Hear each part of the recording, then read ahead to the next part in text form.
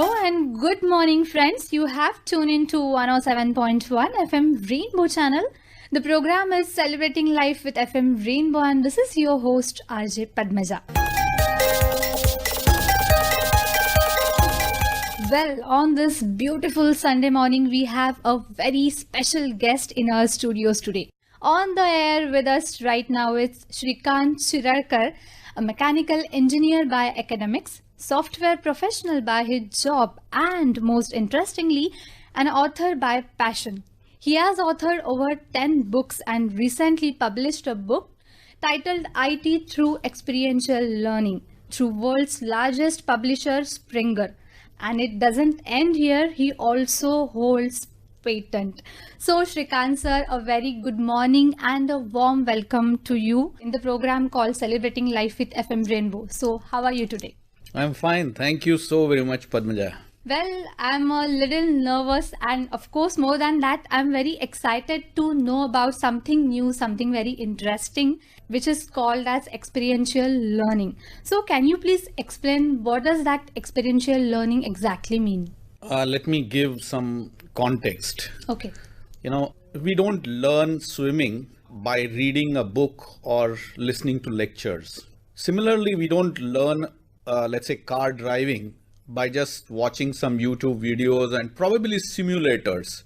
You can reach nearer to that, but you need to experience the whole phenomenon of being in water or on the wheel and realizing how the vehicle moves. And that's the nearest examples of experiential learning that I can give you.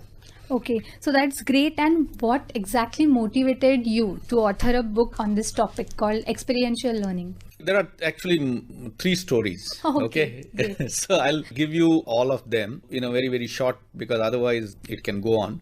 So first story is when, I was watching this movie named Transformers with my younger son. The details about each character that he could recite in terms of their technical details or their legacy was amazing. And similarly, I noticed my niece's daughter. She had similar kind of detailed knowledge on Barbie doll. Okay. And this was kind of similar to a friend of mine who was not at all good in language. Okay. He couldn't even know, let's say, poetry which was being taught in the class. But dialogues of Sholay, he could recite with precision of character and their movements and everything. So all these three kind of connected one stuff, which was that they were emotionally connected to the subject. Their knowledge on this each subject, be it Transformers or Barbie doll or the Sholay, was due to the environment in which they were constantly experiencing. And those emotional connect and that experience probably was one of the first, triggers for me to understand the phenomenon or the impact of experiential learning. So second story was when I was put into a outdoors training for leadership development. And, there were a few games, and only through games that we were to learn the art of leadership. And in a very short span, I could experience the nuances of leadership that otherwise I had attended several lectures, read many books, and also had interacted with few leaders. And yet those nuances I could learn only through those games on that leadership development program, which was all through the games. Okay. And then lastly, I'll tell you where the book got triggered is I was invited for a lecture in college in Pune.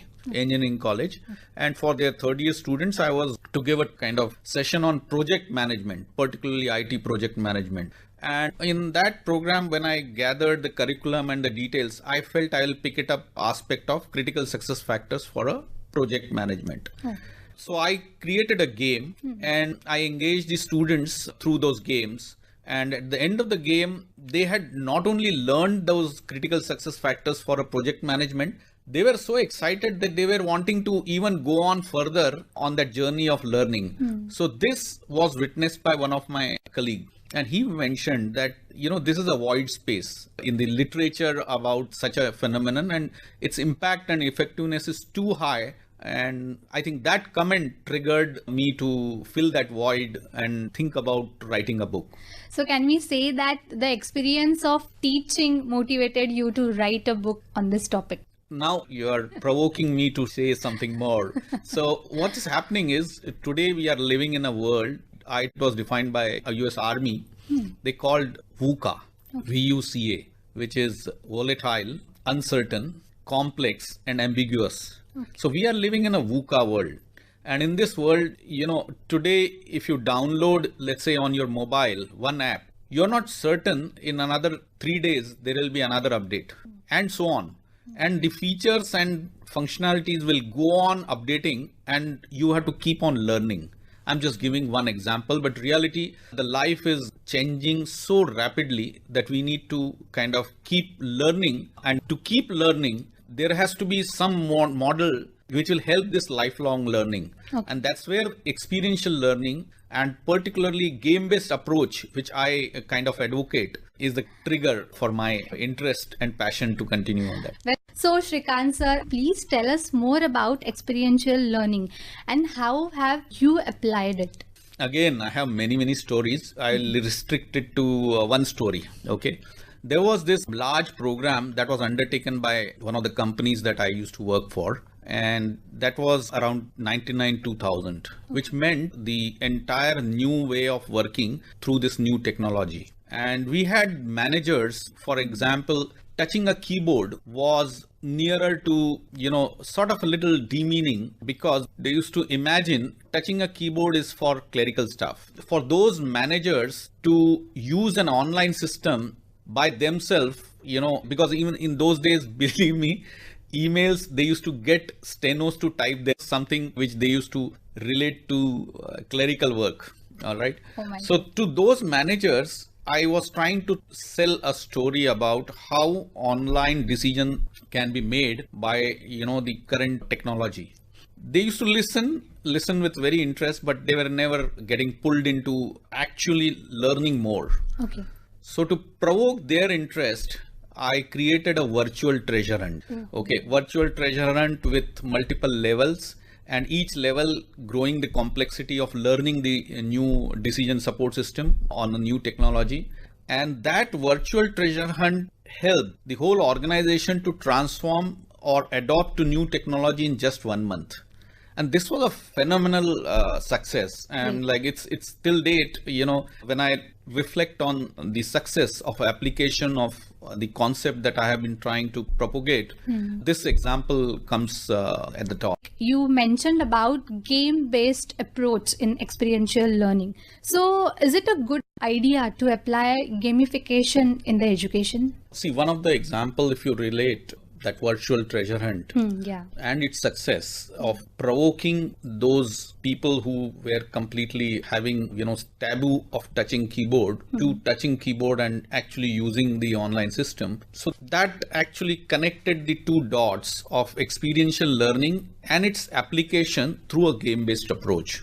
Okay. So whatever, further applications I have, experimented, they were all around game-based or games. So another example comes in my mind is this project management, critical success factors for project management. I used to conceptualize a game where leader is the only one who has a sort of vision or visibility. The team members, they are blindfolded. And then there is a task which is given and the leader has to get it done. Okay, this is similar to a very typical project management where the management has a vision of the final outcome and the team members have to work in isolation. So this replication into reality through a game. And then what I used to do is compare two teams and therefore through that comparison, what factors contributed to a better delivery or on-time delivery or in less resources were crystallized. And that was witnessed by the audience as well as the participant. And that led to identification of those critical success factors. And interestingly, there has been a research on project management and there are the American researchers, after 2 years of study and over hundreds of projects analyzed, they came up with certain critical success factors. And this game in a half an hour gets the participant on the same critical success factors without any reading of those, research papers or so many projects. And that's what is the impact of this experiential learning through a game-based approach. That's really interesting. And I must say, you have worked really hard for this method to come out. Well, so what colleges or universities have integrated experiential learning? That is very, very exciting to notice that, leading institutions like Massachusetts Institute of Technology, like I'm just naming one because that's like epitome of universities.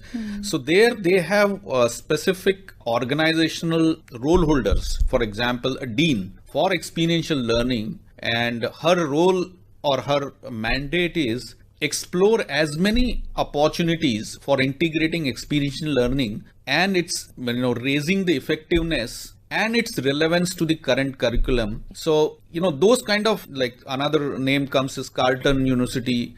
So all the leading universities I have been constantly tracking, they are evolving these integration of experiential learning through various modes.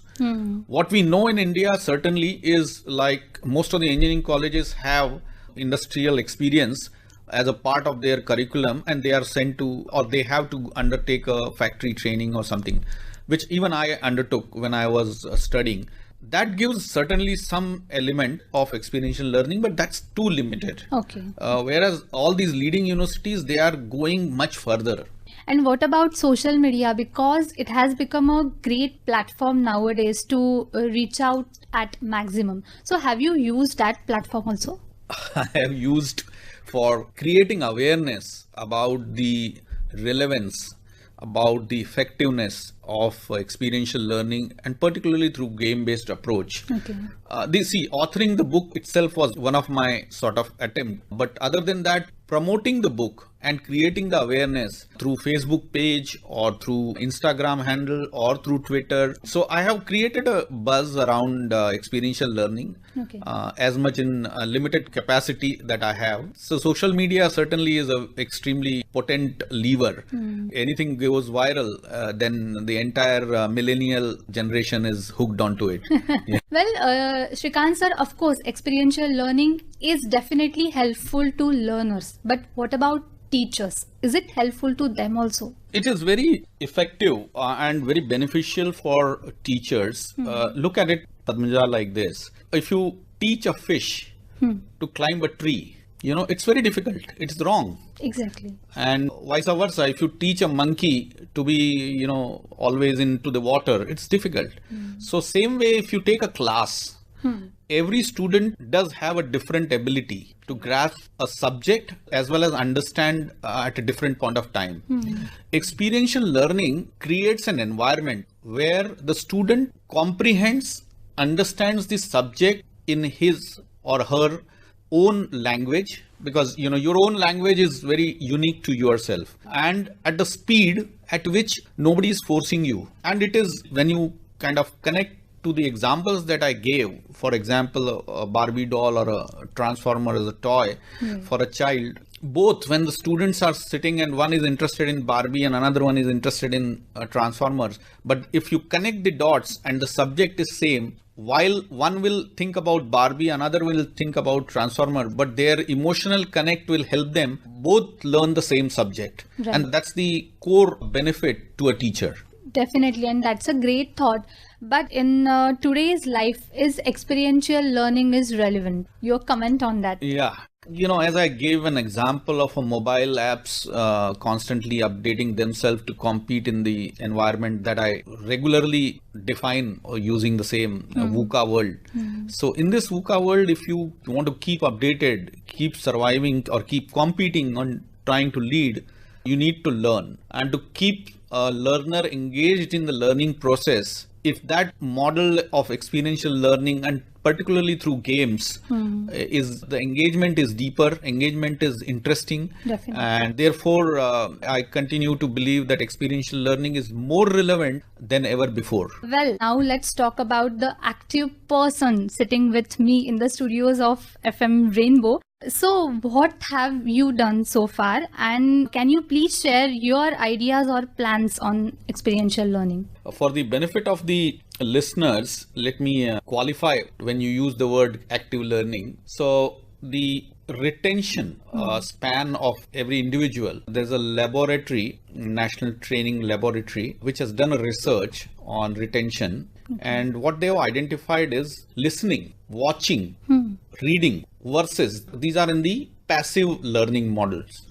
Whereas doing it yourself or teaching the subject or trying to teach, these are in the active mode. Okay. That's where I mentioned about that active learning. So games help integrating active learning into the environment. Okay. And that's where I kind of conceived this game-based approach. And we also Now- want to know about you. Yeah. So what have I done so far on the experiential learning or a game-based approach? Look at the statistics. I've covered more than 1,000 people through various initiatives or games that I had deployed. For example, in one of the very, very large software company, when they were to adopt a new knowledge management platform, again, I had deployed the same virtual treasure hunt, and that helped this software services organization in their recertification of PCMM level 5, which certifies that, their process and people maturity across the organization is consistent. And to use this knowledge management platform adoption, because of the widespread usage and quick adoption, help the organization. And that's again, it was a virtual treasure hunt. It was again a virtual treasure hunt. Well, now please tell us why does experiential learning help adults learn, and how does it bring about the desired change in the behavior? Yeah, that is a very interesting aspect, Padmaja. Now, you changing or causing a change in behavior for adults versus a child. We all know that adults, they become a little more stiff as the age grows. Yeah. So for them to change, they need to see a reason. And for that reason to be shown to them, they need a mirror, sort of a mirror, get them to understand what is that wrong thing that they are doing, probably. Okay. Or what is it that they can improve or develop upon. So the game-based approach helps them realize what are the areas that they can improve. Right. And that's where the benefit or application or relevance of experiential learning. Okay. So friends, please don't lose a child in you. Well, Shrikant sir, we are talking about experiential learning and the book written by you. So now, as we know that your book is already available on all the leading online platforms like Amazon, Google, can you please share with us what's there in the book? As I said, that primarily the book was authored to raise the awareness about the effectiveness of a game-based approach or application of experiential learning through a game-based approach. The book actually is easy to read and directly applying. It's not like you will have to read a concept and a huge theory. It's a direct application of the concept. So to keep that as a core of the book, what I've done is I've begun with a few theoretical explanation on and relevance of experiential learning, and then I have quickly jumped into the games. So there are 6 games, including the virtual treasure hunt that we talked about so many times. Yeah. And it concludes with invitation for a reader of the book to experiment, play around with the games. And actually there are clues how to play around and with the elements of each game. Okay. And culminating into a invitation to design the game for any specific situation and giving clues on how to do that. Okay. So the attempt is that every reader can equip him or herself with ability to design a game for any situation which mandates such a use. Okay, and we hope the same. Well, we say that learning is a part of life, and exams and studies, you don't have any choice but to do it. But if the basic learning becomes so easy and interesting, then definitely one cannot only study and by heart it, but can apply it in his profession also. So one last question we always ask our guest, Akashvani आकर आपको कैसा लगा? This is similar to the statement that you said. I was excited on one side because this is a new platform. Okay. New platform for me. Like I have been as a child, I have grown up with listening to radio. Yes. So there was excitement but there was also fear because a new medium or a new channel has its own nuances. And unless I experience those nuances, I will not be able to master it. And that's where the concern or worries were there. Yeah, it was a mixed feeling and I enjoyed it thoroughly. Padmaja, and all the interactions, I hope the listeners enjoy too. Definitely, and they'll also learn it, and listeners also and me also, we are going to read the book. Definitely, we are going to use it rather in our lives. Well, Shrikant sir, thank you so much for your valuable time. And so friends, that was a special edition of Celebrating Life with FM Rainbow. We celebrated the life of a great author, Shrikant Chirarkar, and he was in the conversation with me, Ajay Padmaja. This program was produced by Rajesh Darvi and came to you from